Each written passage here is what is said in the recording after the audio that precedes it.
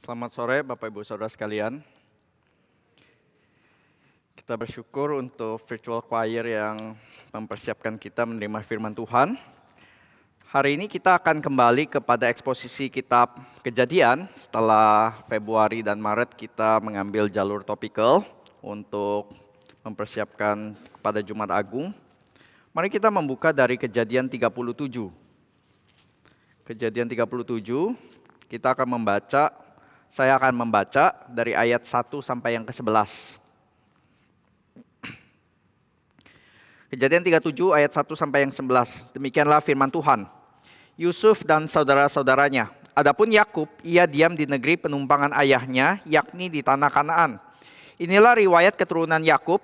Yusuf tatkala berumur 17 tahun jadi masih muda, biasa menggembalakan kambing domba bersama-sama dengan saudara-saudaranya, anak-anak Bilha dan Zilpa, kedua istri ayahnya.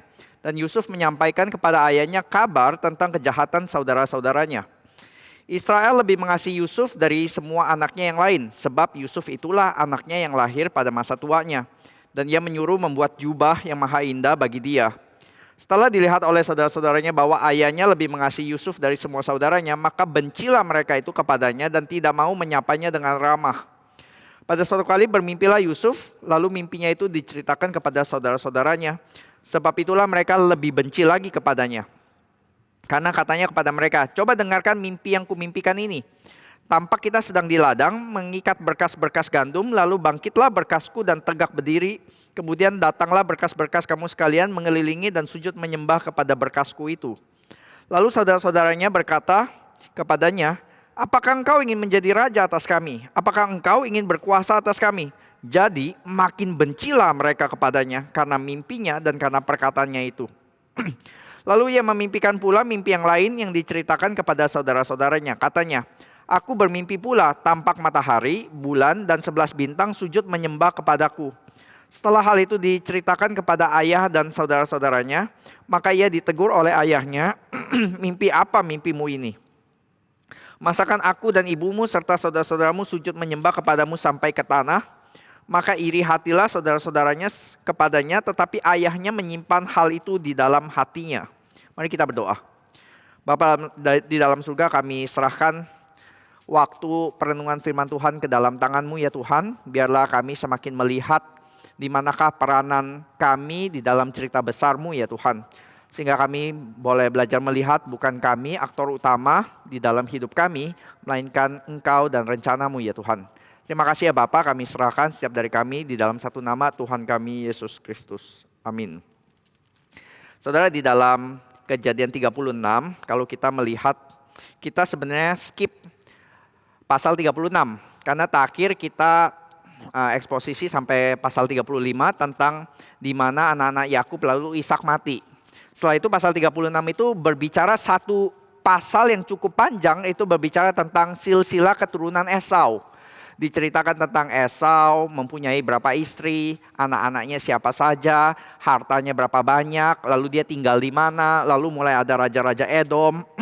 Dan dicatat Esau satu orang ini nanti menjadi satu bangsa yang besar yang dinamakan sebagai bangsa Edom.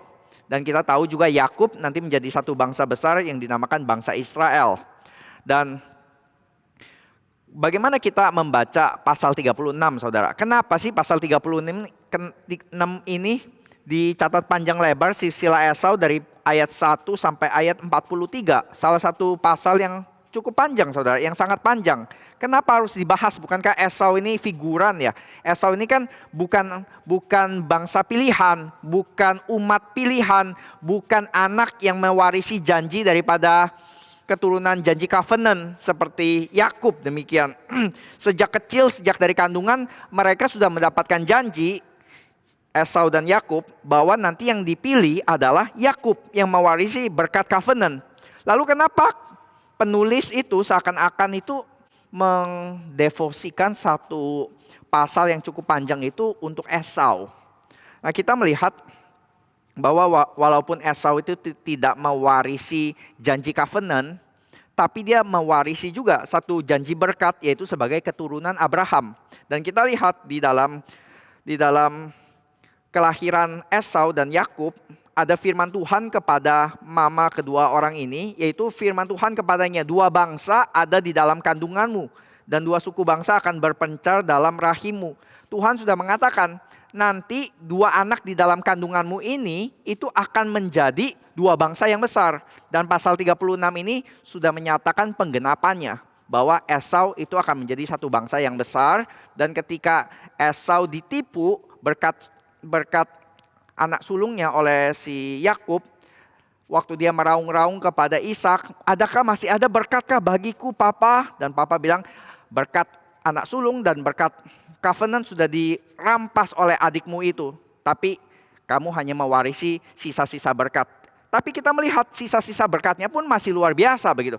Dia masih menjadi 1 bangsa yang besar, menjadi keturunan yang begitu banyak. Dan di ayat yang ke-31, pasal 36, inilah raja-raja yang memerintah di tanah Edom sebelum ada seorang raja memerintah atas orang Israel. Lalu disebutkan nama-nama raja-raja Edom. Dan kita tahu kapan Israel mendapat raja, saudara. Masih ratusan tahun kemudian. Masih setelah nanti Israel harus mengungsi ke Mesir, diperbudak 400 tahun. Lalu juga harus mengarungi padang belantara, padang gurun. Lalu masuk ke tanah perjanjian langsung dapat raja, enggak, mesti hakim-hakim dulu, lalu nanti baru ada Saul muncul. Israel masih harus tunggu lama, sedangkan Edom sudah ada, saudara. Dan ditutup dengan apa? Ditutup dengan satu tulisan, inilah nama-nama kepala kaum Esau menurut kaumnya. Lalu dituliskan ada 11 kaum, ada 11 tribes. Dan seakan-akan mau menggambarkan Israel punya 12 suku, Edom punya 11 kaum.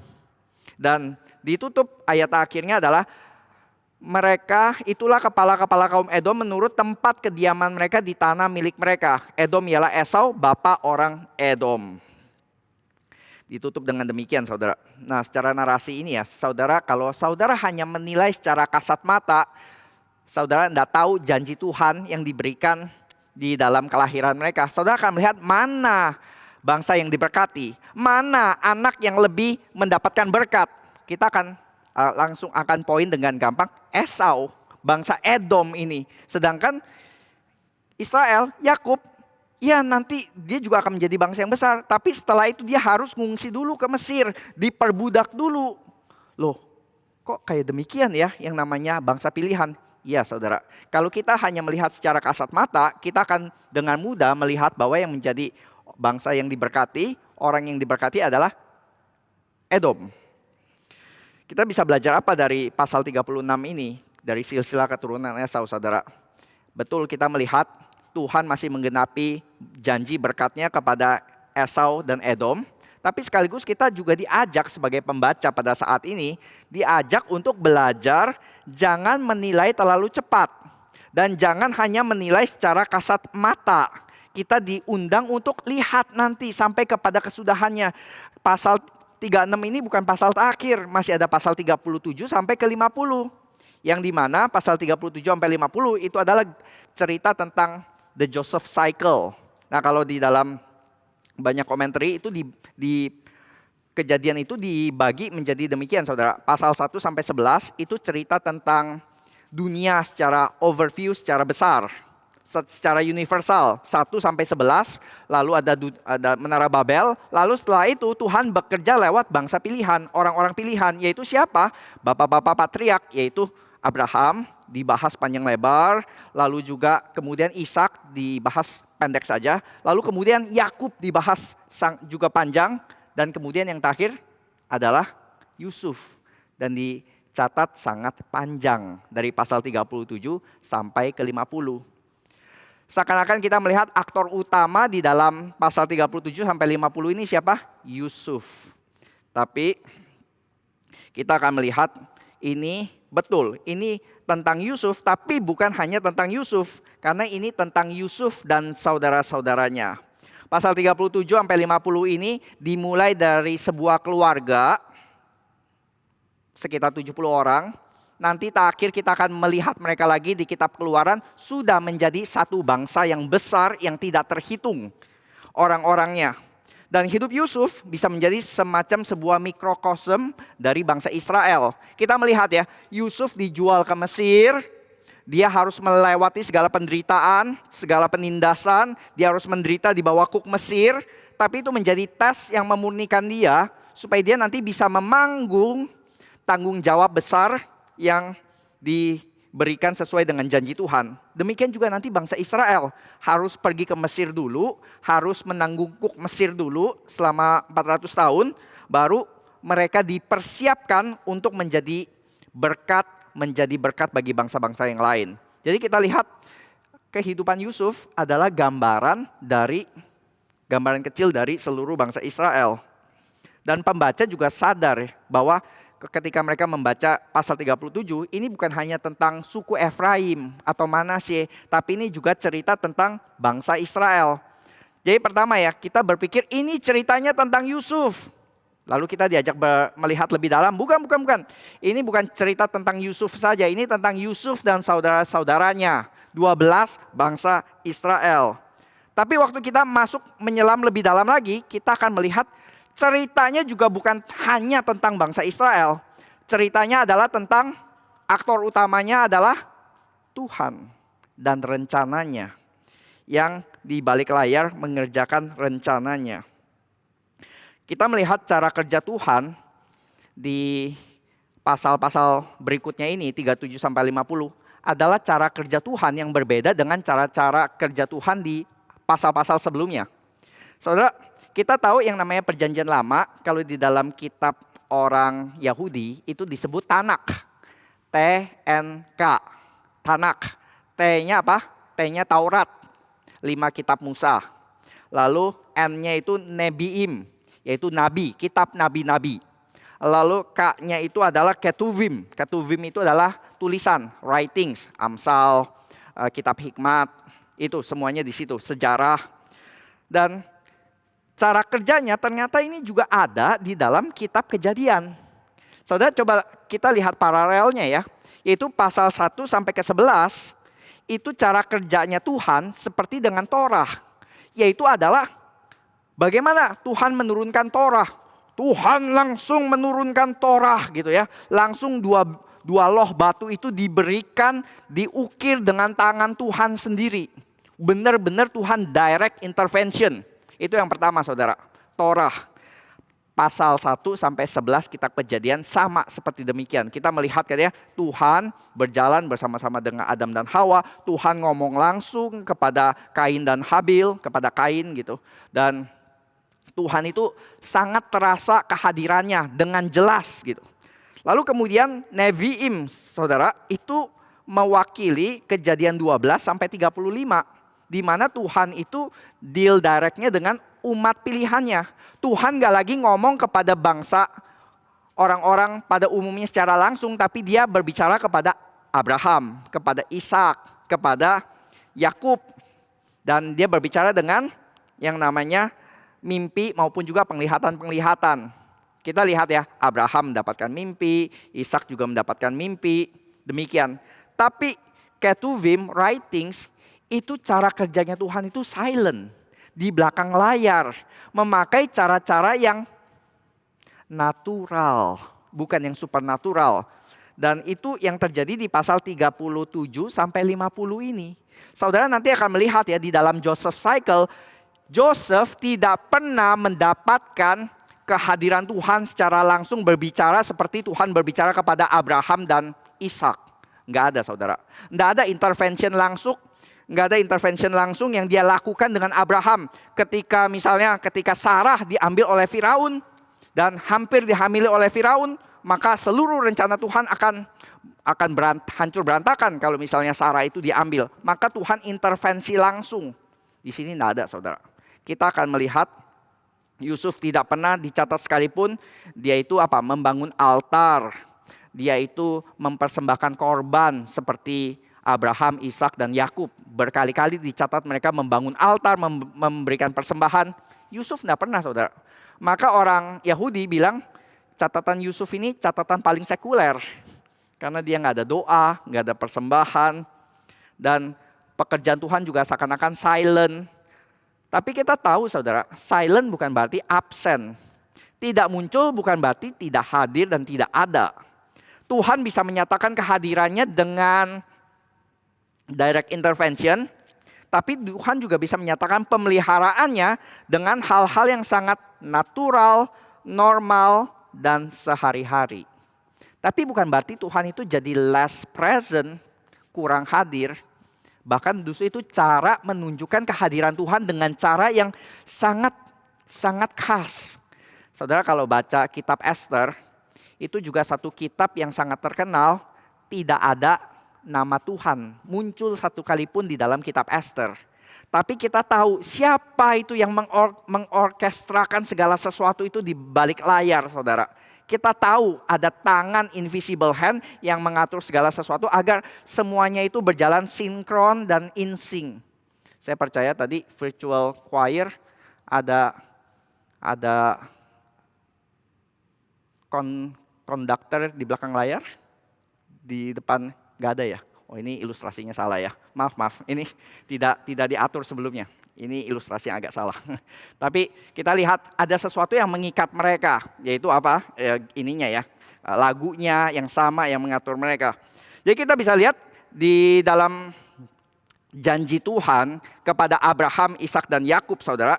Itu ada ancaman-ancaman yang kita lihat waktu Tuhan panggil Abraham. Abraham, ya Tuhan, aku akan menjadikan kamu bangsa yang besar. Dan dari kamu akan menjadi berkat bagi seluruh bangsa. Tapi saya nggak punya anak, tenang aja. Aku akan atur. Oke. Dan kita lihat saudara, sepanjang hidup Abraham, Ishak dan Yakub penuh dengan bahaya-bahaya yang mengancam janji Tuhan ini. Kita lihat mulai dari ancaman Abraham dipanggil dari Ur sampai ke Kanaan. Hal pertama yang Abraham dapati apa? Kelaparan, famine. Kalau Abraham mati kelaparan, sudah gagal seluruh rencana Tuhan. Tapi dia pergi ke Mesir mendapatkan makanan. Tapi di Mesir ada masalah lebih besar. Yaitu apa? Sarah diambil oleh Firaun. Dan kalau seperti tadi, kalau dicemari oleh Firaun, maka gagal juga rencana Tuhan. Tuhan intervensi lagi. Demikian. Lalu banyak lagi masalah-masalah dari luar, kemandulan, masalah-masalah yang lain. Tadi di pasal 37 ini kita membaca ancamannya dari mana, saudara? Ancamannya bukan dari luar, bukan dari Firaun, bukan kelaparan. Ancamannya apa, saudara? Ancamannya adalah diri mereka sendiri. Ancamannya bukan dari luar, ancamannya dari dalam, yaitu mereka sendiri. Keluarga yang disfungsional, yang penuh dengan iri hati, penuh dengan kebencian, penuh dengan hasrat membunuh. Nah ini gimana keluarga yang disfungsional seperti demikian, saudara, bisa jadi berkat bagi banyak bangsa? Gimana mereka bisa jadi alat yang menjadi berkat kalau mereka sendiri bermasalah? Bagaimana bisa jadi berkat kalau mereka sendiri yang sebagai alat justru bermasalah? Saudara bisa bayangkan kalau ada seorang dokter yang mau menjadi berkat membagikan vaksin kepada pasien-pasien, tapi dia sendiri COVID, saudara. Dia sendiri positif, saudara. Dia sendiri nggak bisa membantu orang lain. Nah, inilah kisahnya keluarga Yakub. Dia sendiri dan keluarganya itu penuh masalah. Keluarga Yakub itu jauh dari gambaran keluarga yang diberkati. Saya rasa, saudara, kalau GRI sedang membuka lowongan atau rekomendasi untuk orang-orang yang akan menjadi diaken atau penatua GRI, saya rasa Yakub nggak akan masuk di list. Punya 4 istri. Salah satu anak bungsunya dibunuh kakak-kakaknya.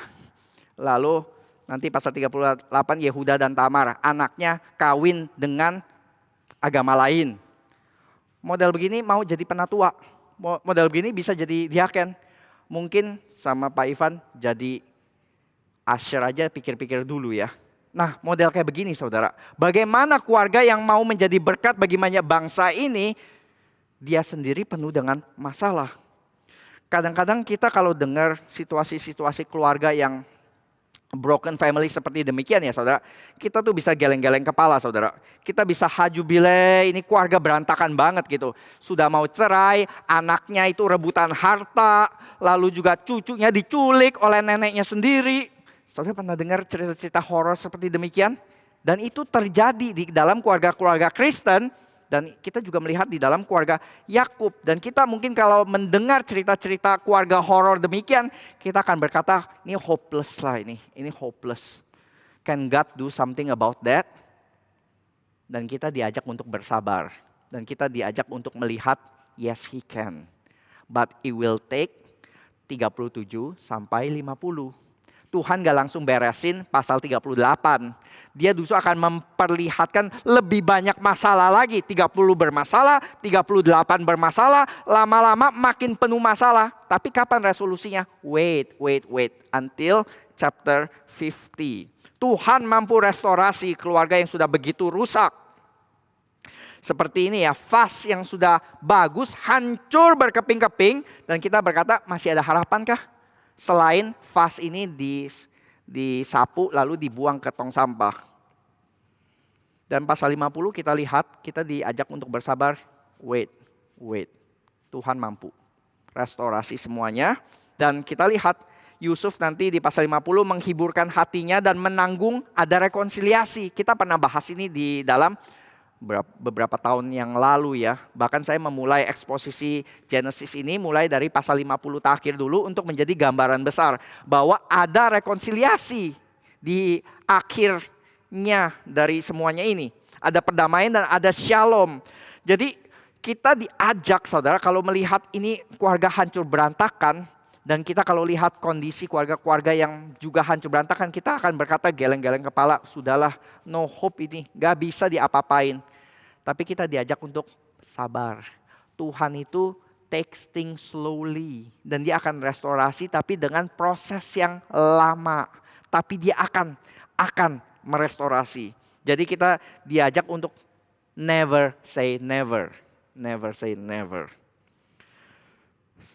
Saudara, saya tuh paling sebel kalau ke bengkel, terus ada masalah dengan mobil, lalu montirnya buka, lalu berkata, oh ini masalahnya komponen ini pak, komponen ini. Jadi ganti baru aja. Terus waktu dengar harganya, bikin kaget kan ya, bikin kaget. Lalu saya tanya, bisa dibetulin nggak? Lebih baik ganti baru aja pak, biar lebih grass gitu. Lalu saya tanya, kejar lagi, jadi bisa dibetulin atau enggak sebenarnya? Ya bisa sih, tapi lebih repot gitu. Dan nanti nggak ada jaminan ini bisa jalan lagi atau enggak. Lalu kalau saya pergi ke bengkel yang lain, lalu tanya, ternyata nggak seheboh yang montir satu ini katakan beyond hopeless sama sekali. Ternyata bisa dibetulin. Dan ternyata berjalan dengan baik juga. Jadi kita bisa melihat ada montir yang nggak mau repot. Kalau bermasalah sudah beli baru aja, ganti baru aja. Tapi kita juga melihat ada montir yang mau repot, yang mau betulin dari yang sekarang sudah rusak. Dan kita lihat Tuhan kita itu seperti yang mana saudara? Dia nggak langsung buang Israel, sudahlah ini bermasalah, saya akan ambil, saya akan panggil keluarga yang lain. Enggak, dia seperti montir yang akan betulin yang bermasalah ini. Saudara pernah lihat di dalam internet ada satu namanya Kintsugi Art di Jepang. Yaitu apa? Yaitu satu art di mana kalau ada vas atau piring atau mangkuk yang sudah pecah sama orang Jepang tidak dibuang. Tapi itu direkatkan kembali dan setelah direkatkan dicat warna emas. Dan kita lihat di sini, mereka tidak mau membuang, tapi mereka akan memperbaiki dan setelah diperbaiki bisa berfungsi lagi. Dan bukan hanya berfungsi seperti normal lagi, tapi kita melihat ada keindahan. Walaupun kita tetap bisa melihat ini pernah broken. Ini pernah mengalami yang namanya kerusakan. Tapi sekarang direstorasi dan hasil restorasinya itu jauh lebih indah dibanding sebelumnya. Ini yang namanya Kintsugi Art. Dan saya ingin menggambarkan Allah kita itu seperti seorang Kintsugi Master. Yang dia itu tidak langsung buang hidup kita yang broken, family kita yang broken, relasi kita yang broken. Tapi dia akan pulihkan sedikit demi sedikit dan semua yang patah, semua yang penyok, itu nanti akan berhasil disambung kembali saudara. Di dalam Tuhan itu tidak ada istilahnya nasi sudah jadi bubur, hopeless, tidak ada saudara. Di tangan Tuhan buburnya bisa jadi ketan dan bisa jadi ketupat. Itu di tangan Tuhan kita saudara. So never say impossible to the God of the possible.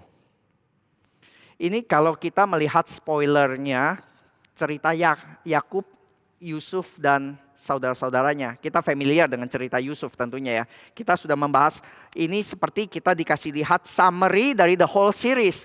Tapi sekarang kita coba masuk ke dalam pasal 37 ayat 1 sampai 11 saja. Seakan-akan ini episode yang pertama dan saudara belum nonton episode kedua dan berikutnya. Mari sekarang kita masuk ke episode pertama. Di sini di ayat 1 dikatakan, adapun Yakub, ia diam di negeri penumpangan ayahnya, yakni di tanah Kanaan. Yakub diam di negeri penumpangan ayahnya, tanah Kanaan, yang sudah seharusnya. Saudara, kita sudah bahas Jacob cycle berbulan-bulan ya saudara. Mulai dari Yakub lahir sampai Yakub akhirnya sekarang di sini. Seakan-akan kita sudah bisa melihat, ini saatnya Yakub berkata, saya bisa pensiun. Dia sudah tua saudara, dia sudah punya 12 anak, bahkan anak yang pria, yang wanita masih ada Dina. Dan kita tidak tahu ada berapa cucu, cukup banyak cucu tentunya, sudah cukup kaya. Dan dia sudah malang melintang, dia sudah penuh dengan asam garam kehidupan. Dia sudah lari dari muda, pergi ke negeri yang jauh, dia sudah dikerjain Laban 20 tahun. Dia kembali ke tanah Kanaan pun juga bukan dengan proses yang gampang.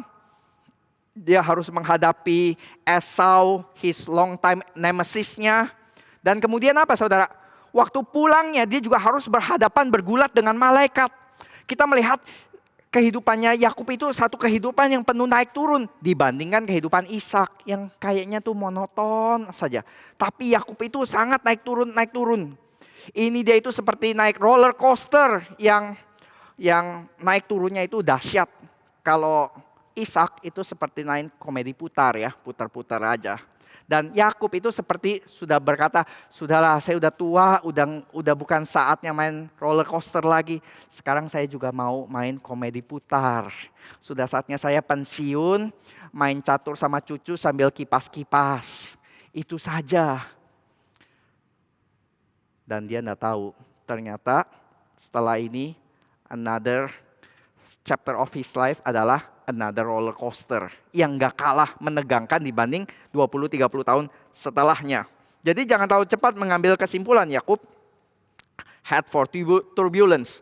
Lalu ayat yang kedua, inilah riwayat keturunan Yakub. Yusuf tatkala berumur 17 tahun jadi masih muda, biasa menggembalakan kambing domba bersama-sama dengan saudara-saudaranya, anak-anak Bilha dan Zilpah, kedua istri ayahnya. Kalau kita baca sampai sini, how nice.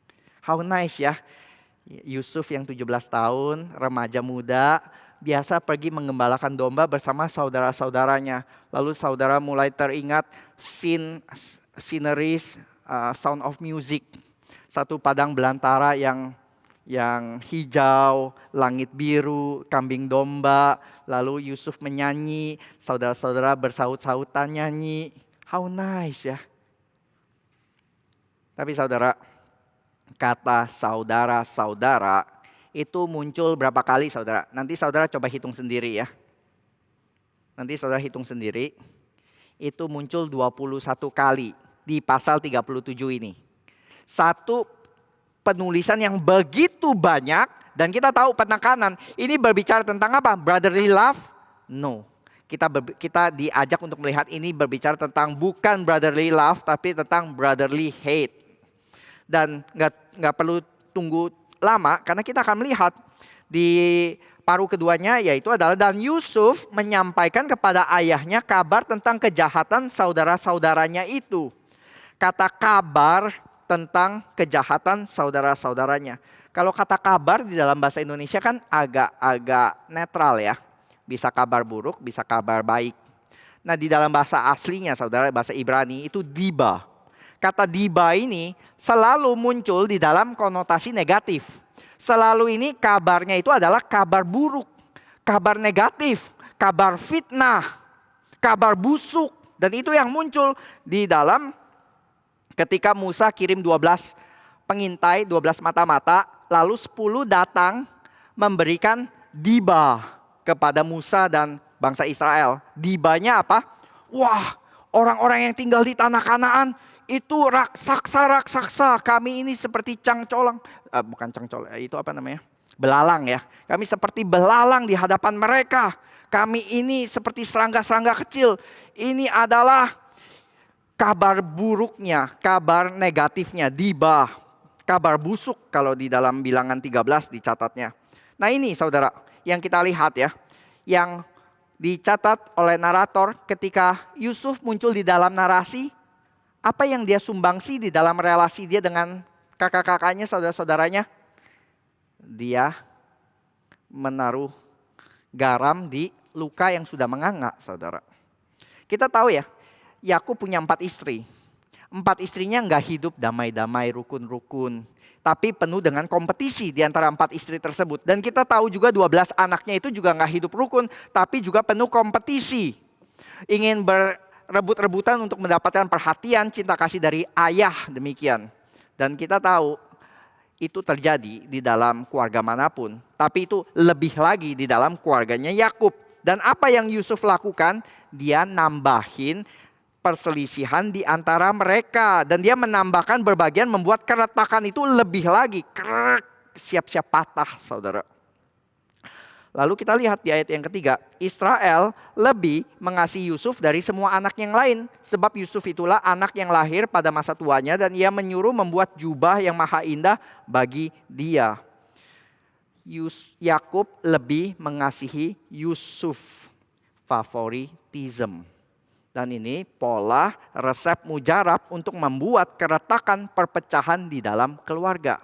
Coba saja, ini resep yang pasti manjur dan pasti berlaku, saudara. Sebenarnya Yakub ini tahu gak sih favoritism itu punya buah yang pahit di akhirnya, punya konsekuensi yang menghancurkan di akhirnya. Tentu dia tahu, dia sudah lihat pola asuh papa mamanya demikian.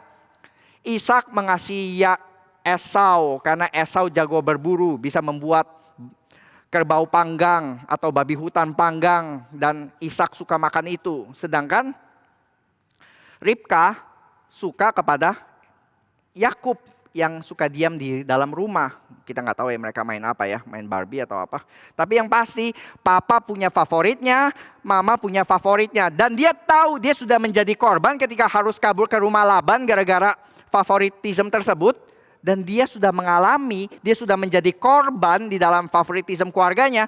Dan ketika sekarang dia menjadi orang tua, dia belajar dari kesalahan? Enggak, saudara. Dia melanjutkan pola tersebut. Dan kita juga bisa lihat di dalam keluarga-keluarga Kristen, saudara. Kita juga melihat pola-pola ini terus berlanjut. Pola dosa itu tidak stop hanya karena orang sudah mengalaminya. Kita melihat, saudara ya, ada anak-anak yang korban broken home. Papa mama bercerai.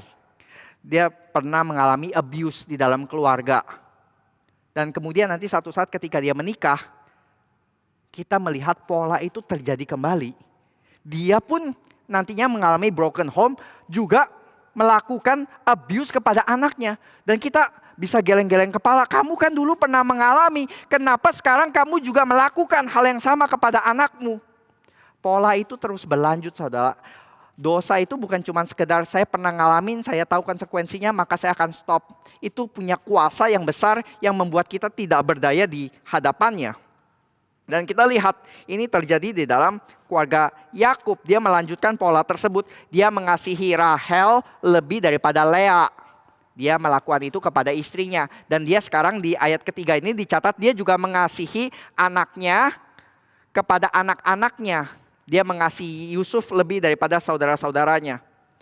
Kita tahu ya saudara, di dalam keluarga-keluarga gitu, kalau seorang orang tua yang punya anak banyak, itu seringkali mendapatkan pertanyaan macam gini, saudara.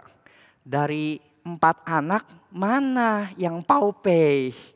Mana yang favorit? Mana yang kesayangan? Terus orang tua yang geblek gitu ya, yang gelo juga, itu sering berkata, yang ini yang paling mirip papa, ini yang paling mirip mama gitu. Ini anak disuruh untuk pilih mana yang favorit, saudara. Ini keluarga atau partai politik.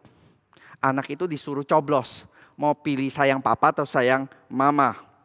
Dan itu tidak seharusnya terjadi. Dan orang tua tidak seharusnya ada favoritism. Tapi kita bisa melihat, saudara, di sini ya. Yusuf itu ketika dia memfavoritismkan, Yakub memfavoritismkan Yusuf, dia bukan hanya simpan di dalam hatinya, tapi dia benar-benar memanifestasikan dalam tindakan. Dengan apa? Membuat jubah yang maha indah supaya semua orang tidak ragu lagi. Nggak usah nanya lagi paupeinya yang mana.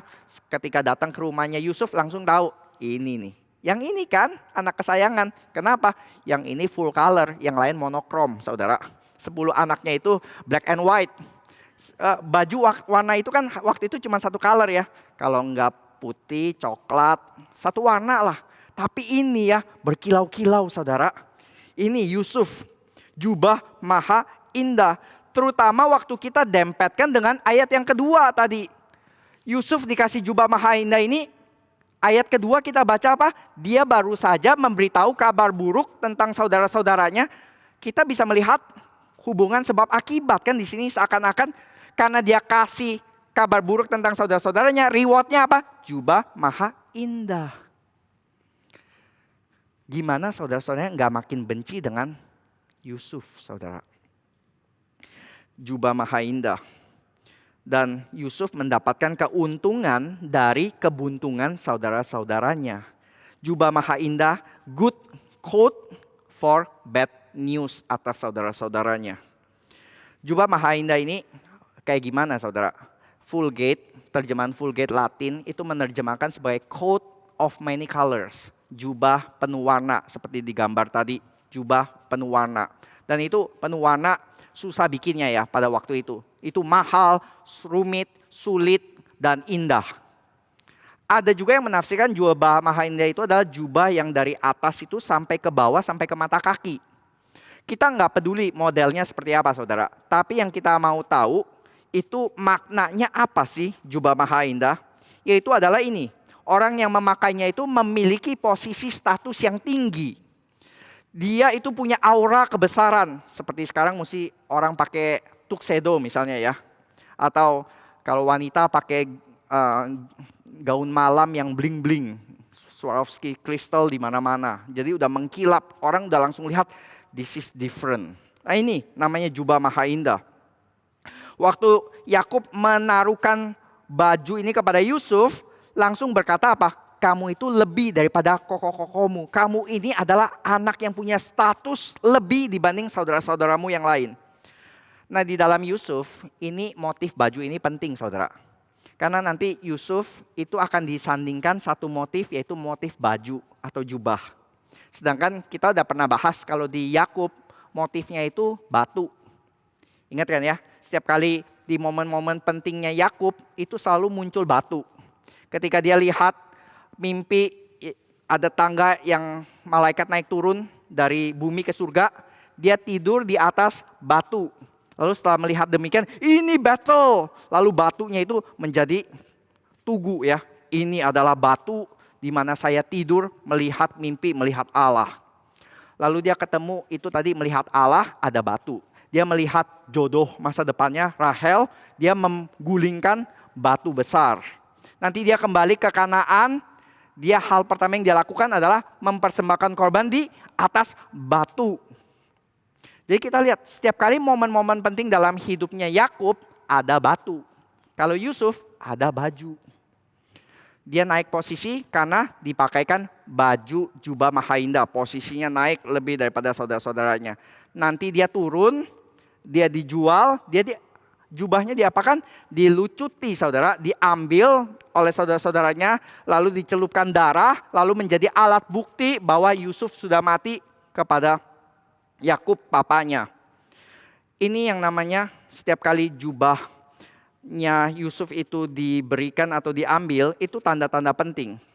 Dan nanti sekali lagi Yusuf dikerjain sekali lagi oleh istri Potifar. Dan apa yang menjadi tanda bukti? Jubah Yusuf diambil dan menjadi tanda bukti. Ya kita bisa lihat di sini saudara. Yusuf itu definisinya by definition orang yang apa? Orang yang sulit mempertahankan bajunya. Setiap kali bajunya diambil, dia itu kehilangan kebebasan. Dia itu dijual kepada orang-orang Midian. Dan di dalam istri Potifar, ketika bajunya diambil, dia berikutnya apa? Kita udah bisa expect ke penjara juga. Dan ini orang yang motif baju, saudara.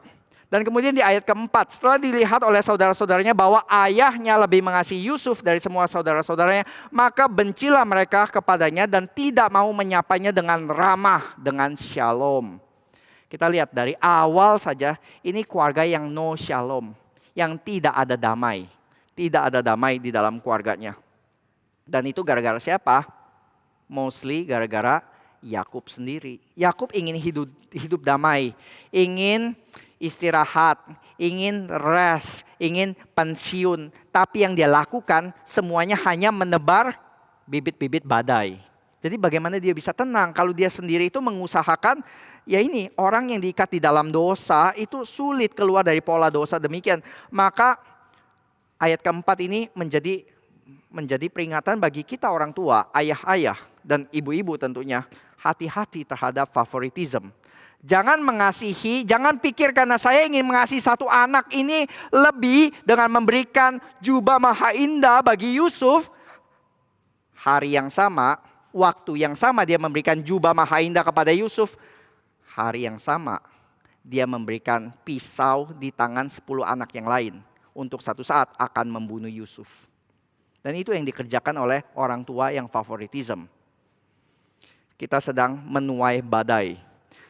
Dan papa mama di sini ya, kita lihat jangan mengulangi episode yang sudah kita baca di dalam Esau dan Yakub, Yusuf dan saudara-saudara. Favoritism itu muncul di dalam, bahkan nggak perlu besar-besar seperti demikian, saudara. Saya ingat di dalam waktu kecil ya, kita itu anak-anak suka dibikin dilema, saudara.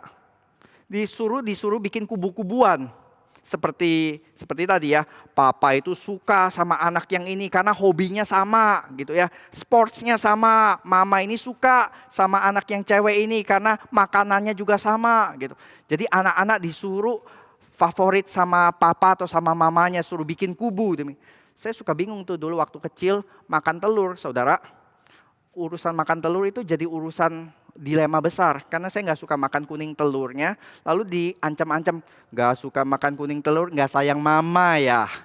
Kalau makan putih telur sayang papa. Makan kuning telur sayang mama. Kalau kamu gak mau habisin kuning telur artinya gak sayang mama. Apa hubungannya ya kuning telur sama papa mama gitu. Kenapa harus pakai cara ini sih? Waktu saya udah besar tuh baru ngerti. Kenapa ya harus pakai cara demikian gitu untuk membuat anak itu makan kuning telur atau putih telur. Dan ayat yang keempat dikatakan, maka bencilah mereka kepadanya dan tidak mau menyapanya dengan shalom. Ada 3 kali kata benci muncul dan ini pertama kali, saudara. Nanti kita akan lihat muncul lagi di dalam intensitas yang makin lama itu makin meningkat. Dan anak yang lahir pada masa tuanya ini mengingatkan kepada tokoh siapa yang mempunyai anak juga pada masa tuanya? Abraham dan Ishak. Nanti katanya ya, anak perjanjianmu itu bukan Ismail. Tapi siapa? Anak yang lahir pada masa tuamu. Ishak ini yang akan menjadi the promised child. Jadi bukan lewat jalurnya Ismail, tapi dia.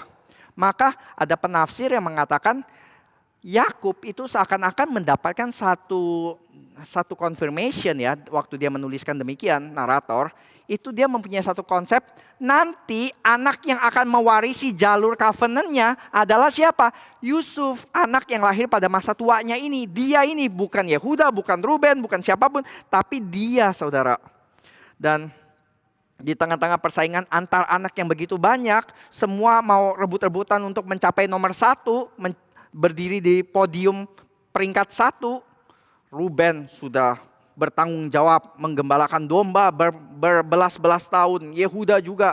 Tiba-tiba yang berdiri di podium peringkat 1 siapa? Yusuf. Jasanya apa? Lahir dari Rahel. Cukup itu saja.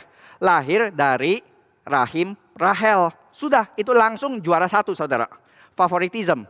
Gak perlu yang namanya tindakan nyata, aksi, nggak perlu, saudara. Cukup ini. No wonder semua saudaranya itu begitu ingin membunuhnya. No shalom. Lalu di ayat 5-11, ini cerita tentang 2 mimpi. Waktu dikatakan bermimpilah Yusuf, lalu makin bencilah mereka setelah mendengar mimpi tersebut. Makanya kita coba bacakan mimpinya ya saudara. Maka si Yusuf berkata, coba dengarkan mimpi yang ku mimpikan ini. Kita sedang di ladang, lalu ada berkas-berkas gandum. Berkas gandumku berdiri tegak, lalu berkas gandum kalian semua mengelilingi, lalu sujud menyembah kepada berkas gandumku. Maka kakak-kakak yang lain itu langsung apa saudara? Langsung berkata, apakah engkau ingin menjadi raja atas kami? Engkau ingin berkuasa atas kami? Maka makin bencilah mereka. Benci ketiga kali muncul di sini. Jadi kita sadar saudara, yang namanya mimpi itu bukan cuma sekedar bunga tidur. Yang kita mengerti saat ini, mimpi pada zaman itu adalah media komunikasi dari ilahi kepada manusia. Dan kita sudah melihat di dalam cycle Abraham atau Yakub, mereka di dalam momen-momen penting, mereka ingin dapat kepastian Tuhan memberikan mimpi. Dan Yakub pulang kembali gitu. Abraham pergi kemana? Nah ini mimpi saudara, media yang dipakai sebagai komunikasi Tuhan kepada umatnya. Dan saudara sadar tidak, di dalam ayat 1-11 ada satu nama yang tidak disebut. Yang di dalam cycle-cycle selalu itu sangat dominan, yaitu siapa? Nama Tuhan. Nama Tuhan tidak muncul di dalam pasal ini saudara. Tapi kita bisa melihat siapa yang memberikan mimpi ini. Bagi orang zaman itu, bagi Yusuf dan Yakub dan saudara-saudaranya jelas banget. Ini adalah tindakan Yahweh. Saudara sudah lihat kan ya tadi ya, ini ketegangan konflik di antara anak-anak Yakub itu sudah boiling saudara. Itu cukup apinya sudah membara. Terus apa yang dilakukan oleh Yakub? Dia siram bensin dengan kasih jubah maha indah kepada Yusuf. Dan kita akan berpikir, ya itu kan Yakub nggak benar. Coba kita lihat apa yang Allah berikan. Mimpi apa yang Tuhan akan berikan.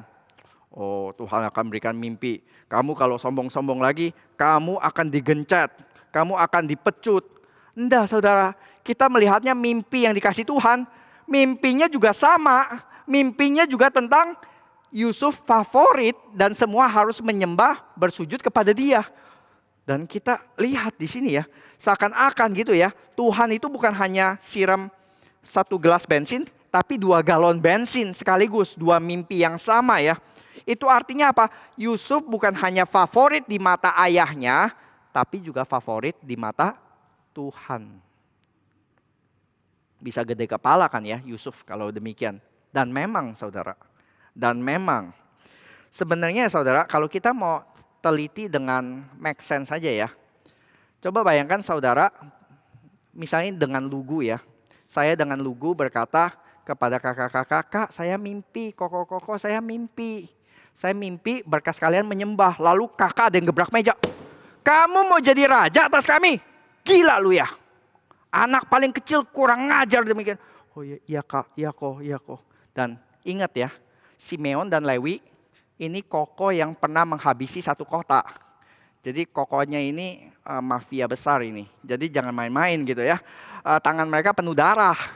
Dan saudara kalau sudah melihat ini ya, koko yang model begini, yang gak segan-segan menghabisi satu kota, lalu saudara bikin kesel dia sudah gebrak meja, apakah saudara dapat mimpi yang kedua kali? Kalau saya sebagai Yusuf saudara, saya akan pelan-pelan bisik kepada papa secara private, "Pak, dapat mimpi lagi, Pak." Mimpinya apa? Matahari, bulan, 11 bintang sujud menyembah saya. Jangan bilang-bilang koko ya. Bisa digorok leher saya, Pak. Antara kita aja, Pak. Saudara lihat apa yang Yusuf lakukan? Dia tunggu dinner time. Dia tunggu papa mama dan semua koko lengkap. Lalu dia berkata, "Saya dapat mimpi yang kedua. Matahari, bulan, dan 11 bintang menyembah aku." Hebat ya saudara. Dia kalau nggak dilempar pizza, nggak dilempar spaghetti, itu sudah hoki saudara. Tapi ini yang kita lihat ya. Ini yang namanya Yusuf saudara. Yang apa saudara? Yang nggak bisa sensitif kepada kebutuhan orang lain. Dia nggak bisa sensitif kepada perasaan orang lain. Ini nih yang namanya immaturity. Ini yang namanya Ya ini orang yang berpusat kepada dirinya sendiri. Hanya bisa lihat diri sendiri. Ini namanya orang berdosa. Kalau menurut definisinya Luther ya. Hanya bisa lihat diri sendiri gitu. Nggak bisa rasakan perasaan orang lain. Semua orang harus dengar dia. Semua orang harus lihat dia. Semua orang harus berpusat sama dia. Celebrity syndrome. Kalau zaman sekarang setiap posting harus dapat like. Setiap orang harus komen positif. Terus dia akan bilang, kok kamu nggak like komen saya, postingan saya. Orang yang nggak bisa peka kepada perasaan orang lain. Dan itu dicatat sebagai apa? Immaturity. Ini Yusuf 17 tahun. Masih muda dia. Immature secara rohani. Dan kita di dalam tradisi timur Asia saudara. Kita seringkali itu mengagungkan senioritas. Jadi kalau saya sudah tua, kalau ini orang sudah tua, sudahlah kita harus hormat karena dia tahu lebih banyak, dia lebih bijaksana. Lebih makan asam garam, betul, tapi tidak sepenuhnya betul saudara. Karena apa? Karena kebijaksanaan itu bukan tergantung dari umur saudara. Kebijaksanaan itu tergantung kalau di dalam Alkitab menurut takut akan Allah.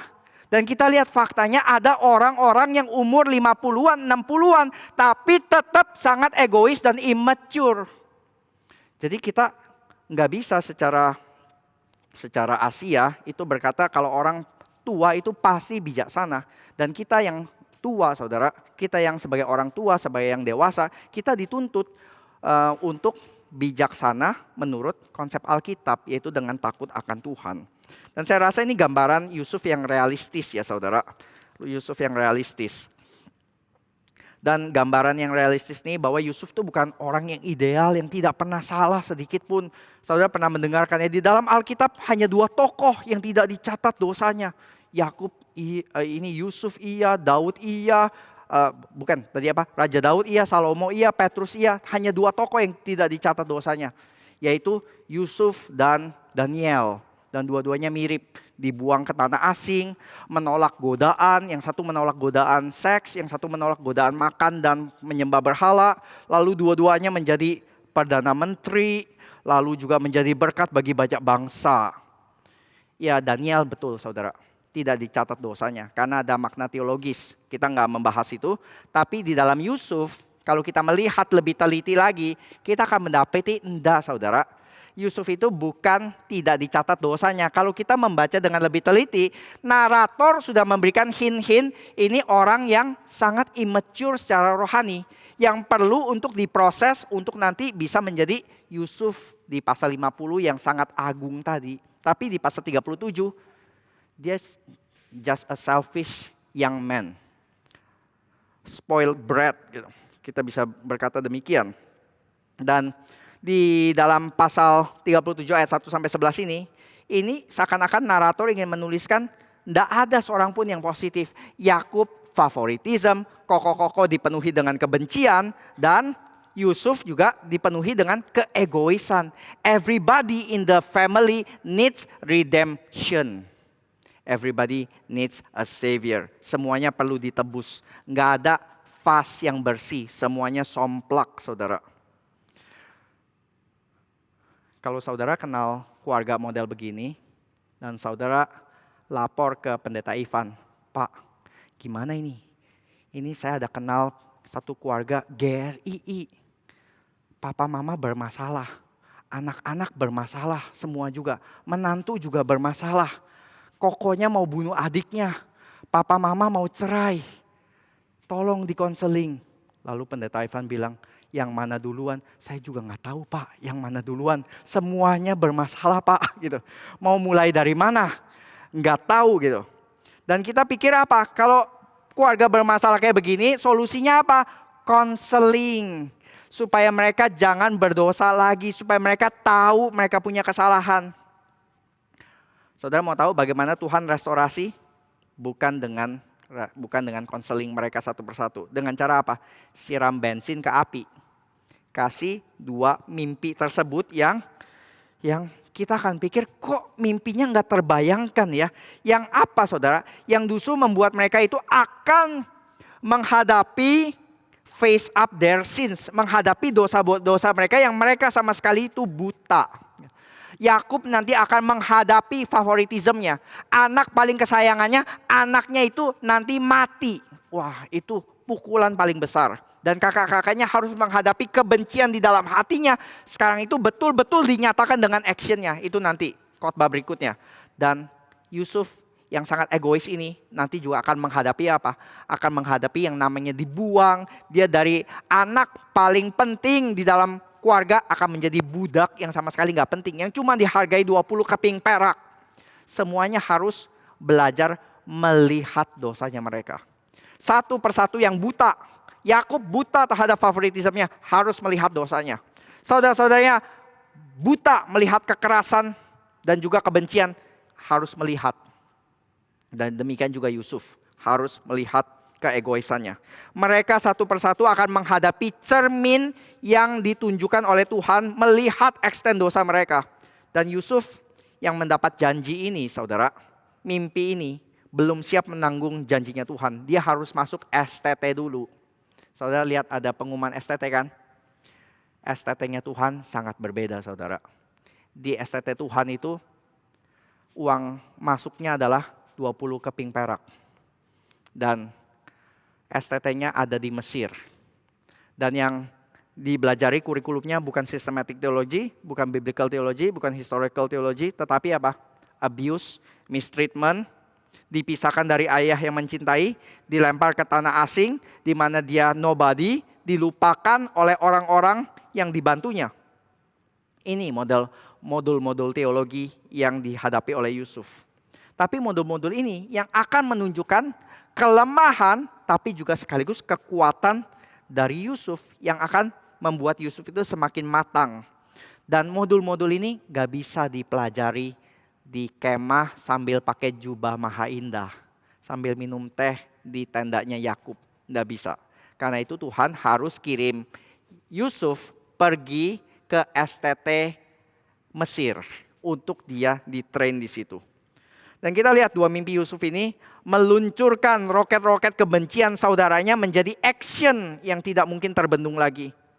Tapi dua mimpi Yusuf ini buat saudara-saudaranya menjadi tombol action, buat Yusuf itu akan menjadi batu karang di mana dia berpegang. Sepanjang perjalanan, sepanjang dia berpikir, kenapa Tuhan melakukan ini? Kenapa Tuhan membuang saya? Kenapa saudara-saudara menjual saya? Kenapa saya dijauhkan dari orang tua? Kenapa saya dijual? Kenapa saya menjadi budak? Dia harus ingat kepada mimpi. Mimpi, dia akan berpegang kepada mimpi tersebut. Dan itu menjadi hope yang tidak terpadamkan oleh apapun juga. Dan kita akan lihat saudara, mimpi ini tidak akan bisa dihancurkan. Mimpi ini yang Tuhan berikan tidak bisa dihancurkan. Nanti minggu depan kita akan melihat di mana Yusuf si pemimpi itu akan bertemu dengan kakak-kakaknya yang benci dengan mimpinya. Karena kalau mimpinya ini terjadi, itu berarti apa? Kakak-kakak harus sujud menyembah. Dan kakak-kakak gak mau. Koko-koko gak mau saudara. Maka ketika Yusuf datang, lihat si pemimpi itu.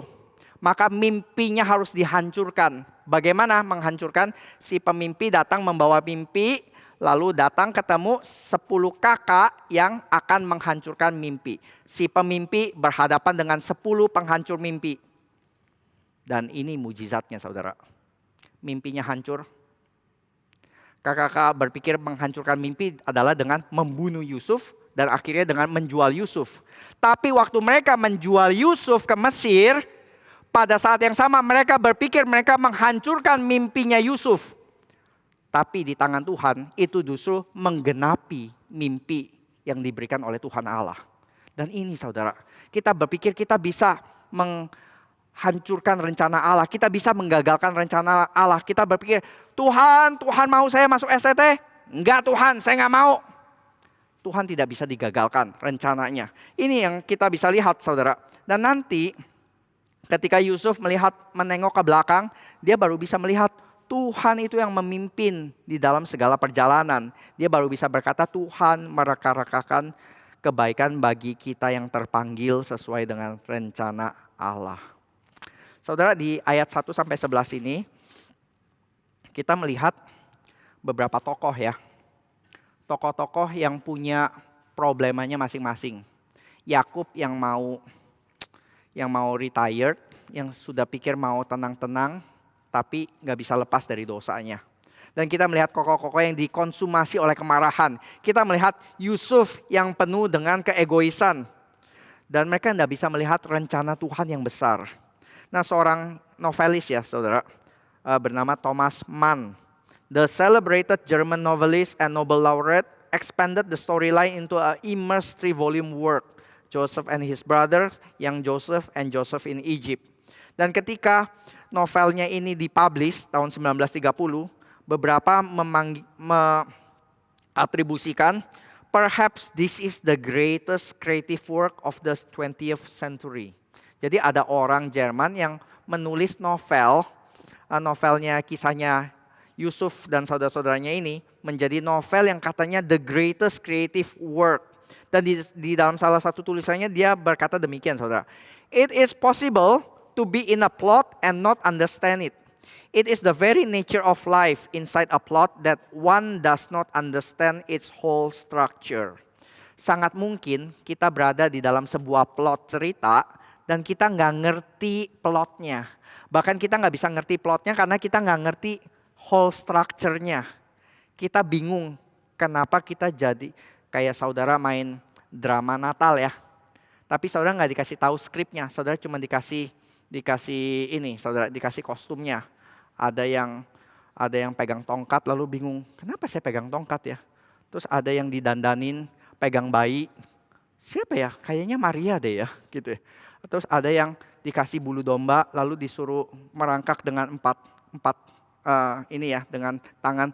Saya apa ya? Oh, kamu domba nanti ya, kamu jadi domba. Kenapa saya menjadi domba? Kenapa saya nggak jadi Yusuf ya? Nah, kita nggak ngerti saudara. Tapi di dalam plot tersebut kita nggak bisa ngerti. Karena kita nggak bisa ngerti seluruh strukturnya. Jadi ada dua pilihan. Yang pertama adalah kita komplain kepada Tuhan. Kita bingung, kita marah. Dan kita tidak mau Tuhan yang atur. Saya nggak mau ikut di dalam drama seperti ini. Saya mau bikin drama saya sendiri. Saya sutradaranya. Dan kita marah. Kalau Tuhan yang mau ngatur hidup saya. Seperti demikian. Kenapa saya punya mama yang demikian? Kenapa saya punya papa yang demikian? Kenapa dedek saya tuh demikian? Kenapa hidup saya kok miserable demikian? Kenapa angkatan saya sudah sukses, saya belum? Kenapa kita nggak puas dengan hidup kita? Dan kita komplain kepada Tuhan. Dan kita pikir kalau kita bisa atur, papa mama saya bukan yang ini, adik saya bukan yang ini, kerjaan saya bukan yang ini, kalau wajah saya bukan seperti ini, kalau talenta saya bukan seperti yang ini, hidup saya akan lebih better. Kita pikir demikian saudara. Tapi atau kita berpikir seperti Paulus ya, berkata di dalam Roma 11 ayat 33 sampai 36 sebagai penutup. Oh, alangkah dalamnya kekayaan, hikmat dan pengetahuan Allah. Sungguh tidak terselidiki keputusan-keputusannya dan sungguh tidak terselami jalan-jalannya. Sebab siapakah yang mengetahui pikiran Tuhan? Atau siapakah yang pernah menjadi penasihatnya? Atau siapakah yang pernah memberikan sesuatu kepadanya sehingga ia harus menggantikannya? Sebab segala sesuatu adalah dari Dia dan oleh Dia dan kepada Dia. Bagi Dialah kemuliaan sampai selama-lamanya. Dan saudara, kalau kita bikin dramanya sendiri, kita nggak akan bikin drama Yesus disalibkan. Kita akan membuat drama Yesus itu menghabisi seluruh pasukan Roma menjadi debu. Dia harus jentikan, lalu seluruh pasukan Roma akan menguap. Itu mungkin yang kita pengen, seperti ending di Endgame. Bagaimana Kristus cukup menjentikan jarinya, semua musuhnya langsung gagal semua, langsung habis lenyap. Dan itu mungkin termasuk kita, karena kita pun juga berdosa. Tapi Tuhan menyelamatkan kita. Tuhan ingin menyelamatkan orang-orang Roma dan Tuhan juga ingin menyelamatkan kita. Karena itu jangan terlalu cepat menilai dan jangan terlalu gampang menilai secara kasat mata. Karena kita akan masuk ke dalam pasal-pasal berikutnya di mana Tuhan sang master kintsugi akan sedang merajut semuanya akan menjadi lebih indah. Mari kita berdoa. Bapa dalam surga, kami bersyukur kepadamu ya Tuhan, karena kami melihat rencana-Mu yang agung ya Tuhan. Engkau menciptakan kami dengan segala keindahan, dengan segala kebaikan. Dan ketika kami memberontak, Engkau tidak membuang umat-Mu ya Tuhan. Engkau tidak membuang rencana-Mu ya Tuhan. Tetapi Engkau menebusnya. Dan Engkau membawa kami kembali ke dalam rencana penebusan tersebut. Engkau menjadikan kami sebagai orang-orang, anak-anak milik-Mu. Dan Engkau juga bukan hanya ingin kami ditebus dari segala dosa-dosa kami, tapi Engkau ingin menjadikan kami juga bagian dari rencana penebusan, menjadi berkat bagi orang-orang lain dengan mengasihi mereka. Terima kasih ya Bapak, kami melihat di dalam rencana Tuhan, satu keluarga yang seakan-akan hopeless, tapi di akhir cerita dan di dalam tangan-Mu, di dalam proses-Mu, mereka semua menggenapi rencana Tuhan. Dan ini yang kami doakan bagi jemaat Tuhan. Biarlah di dalam keluarga kami yang mungkin tidak sempurna, yang juga mungkin banyak masalah, di dalam kehidupan jemaat-jemaat ya Tuhan, kami boleh melihat lewat semua masalah itu pun kehendak Tuhan tetap terjadi. Kehendak-Mu yang digenapi. Terima kasih ya Bapak, di dalam nama Tuhan Yesus kami sudah berdoa dan bersyukur. Amin.